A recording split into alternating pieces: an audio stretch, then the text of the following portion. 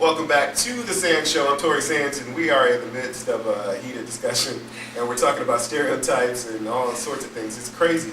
This week we're broadcasting, of course, from Kelly D's Grand Designz on Grand River at 19600 Grand River, just between Outer Drive and Evergreen. And you guys, she does printing, all sorts of things, and we'll definitely get a tour of this fabulous establishment in a few. But I want to get back into our discussion. We received a letter from Gmail, and I want to let you guys know that you can send us an email. Yeah, it rhymes. Tori Sanz, TORRESANZ @gmail.com. And I received a letter from a young man, and he's going to go unnamed. It says, "Dear Sanz Show, I'm an 18-year-old gay black male who lives at home with both parents.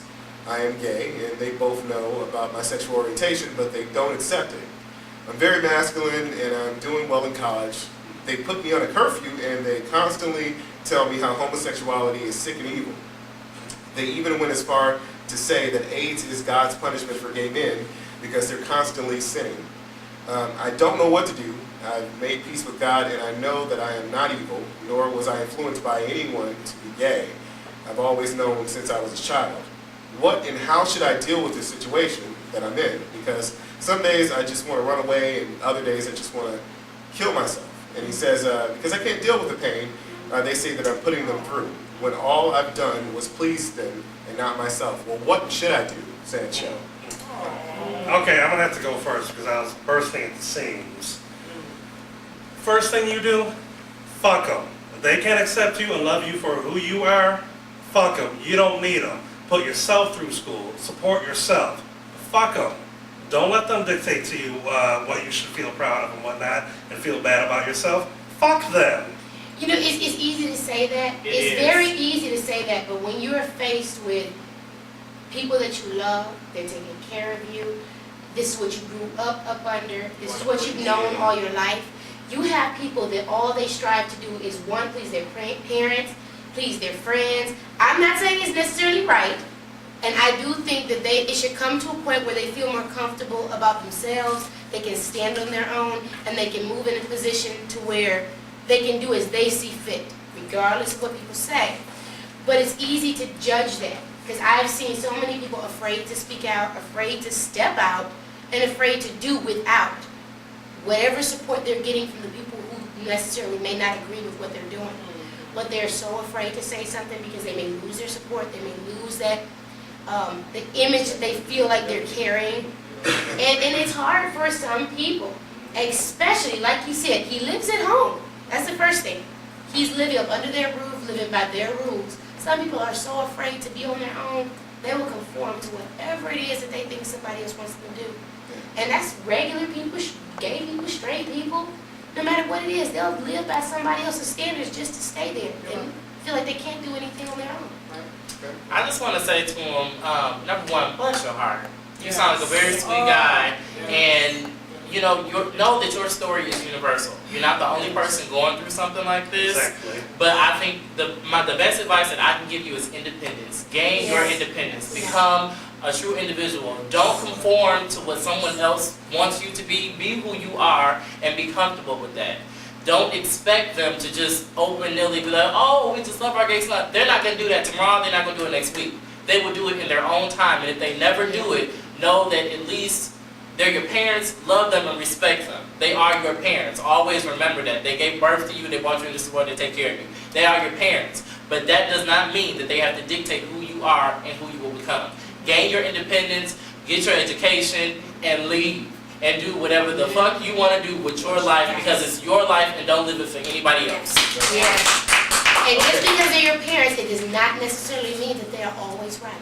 That's right. But don't disrespect them. But don't disrespect them. Okay, and you know what, before we get into Janae, she has a letter that she wants to read also.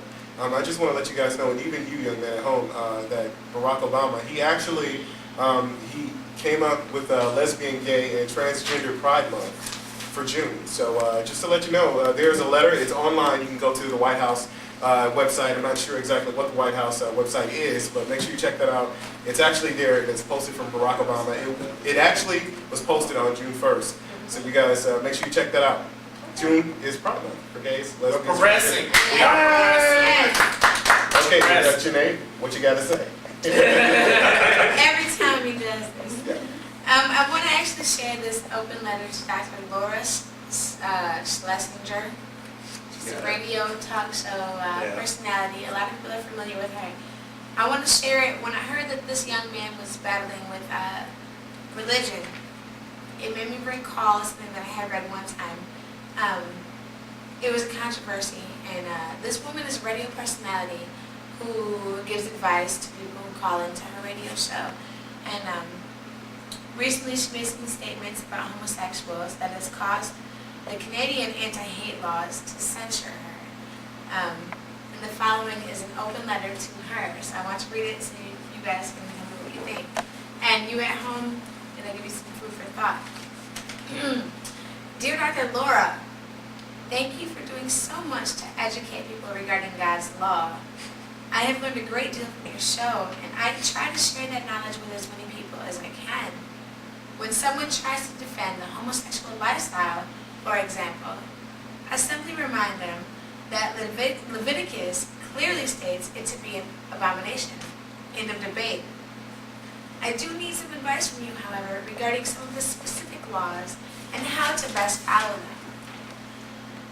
For example, when I burn a bull on the altar as a sacrifice, I know it creates a pleasing odor for the Lord. Problem is my neighbors. They claim the odor is not pleasing to them. Should I kill them? Oh wow. You know, right there, that's enough right there. Just think about Number where you're two. reading that from. Number 2. That was Leviticus 1:9 actually that they Oh, cited that okay. from. Okay, so they're quoting. Yes. Okay. Number 2.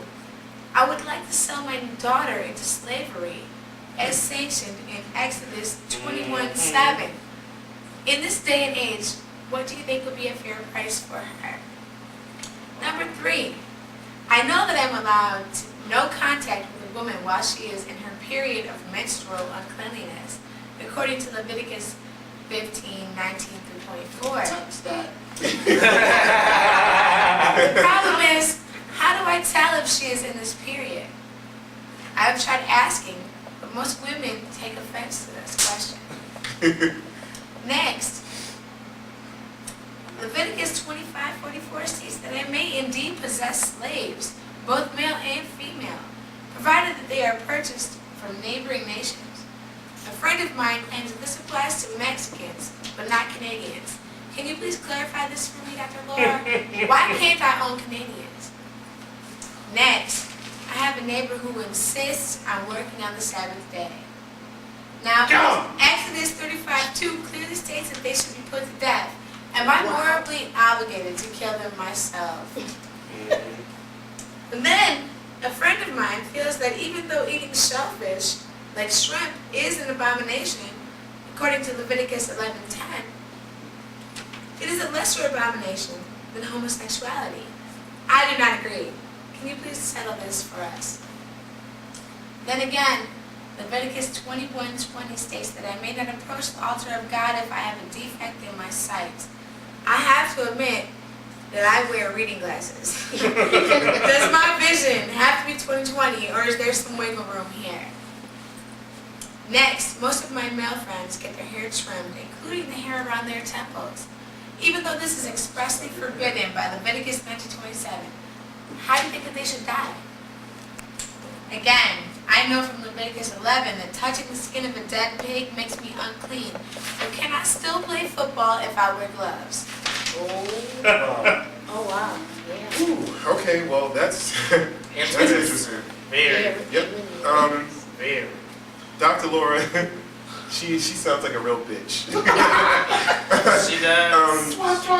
I want to talk about this because I want to know, you guys, we have a lot of candid discussions off camera. I wanted to know what you guys think about the religion.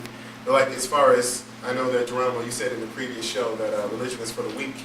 But we're going to get more in detail about that, and I want to hear your perspective on it too. And I also want to talk about whether or not religion should be forced.